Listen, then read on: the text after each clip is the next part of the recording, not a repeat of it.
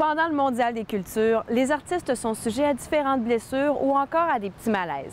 Pour les accueillir, faire un premier diagnostic, leur prodiguer des soins de base ou au besoin les référer à des spécialistes de la santé, ils peuvent compter sur le comité santé du Mondial, dont les responsables ont reçu une formation en soins préhospitaliers et surtout, ils ont à cœur la santé et le bien-être de nos artistes. Au départ, imaginez-vous un petit village de 400 habitants qui sont toujours sur le qui-vive, qui dorment peu, qui dépensent beaucoup d'énergie. À partir de ce moment-là, c'est de la blessure musculaire qui va de la foulure jusqu'à dislocation à l'occasion. C'est plus rare, mais quand même, ça arrive. Dans les années qu'on a vécues, on a vécu des pertes de conscience, ça c'est du courant. On a eu des fausses couches, on a eu des crises d'appendice avec opération. C'est un village, on ne sait jamais d'avance ce qui nous attend. Quand on déborde la porte, on ne sait pas ce qui va se passer en attendant d'être fermé. Ce qu'on peut vous décrire, c'est la composition du comité, en ce sens qu'on a un personnel d'abord médical qui comprend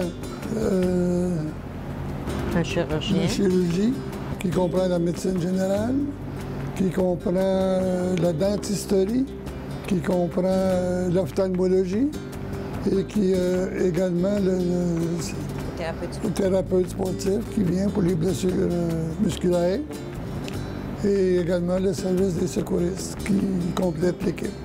Tous les membres de l'équipe médicale sont bénévoles. Aucune personne n'est payée pour le service qu'elle donne. C'est volontaire d'un bout à l'autre. On a un médecin qui vient à tous les jours. Donc, cette année, on a une équipe de 3 médecins. Donc, ils se sont partagés le mondial. Ils viennent, il y a un des 3 qui est ici à tous les jours, puis il se remplace.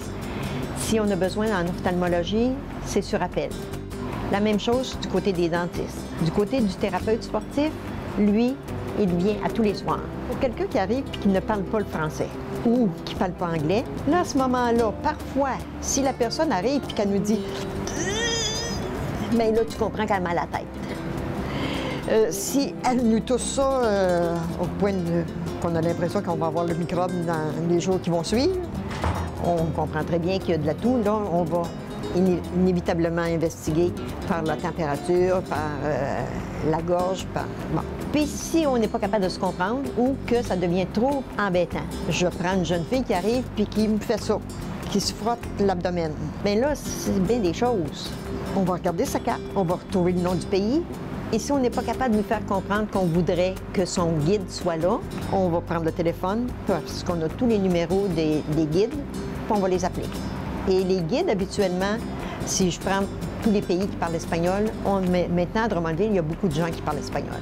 Et si c'est un pays qui qui est une langue, disons, plus restreinte, ils ont un interprète. Alors, on va s'organiser pour trouver un interprète. L'implication, c'est à l'origine du Mondial des cultures. C'est depuis le début. On a fondé l'équipe de premiers soins et de service médical également, qui était fusionnée et qui a toujours demeuré fusionnée.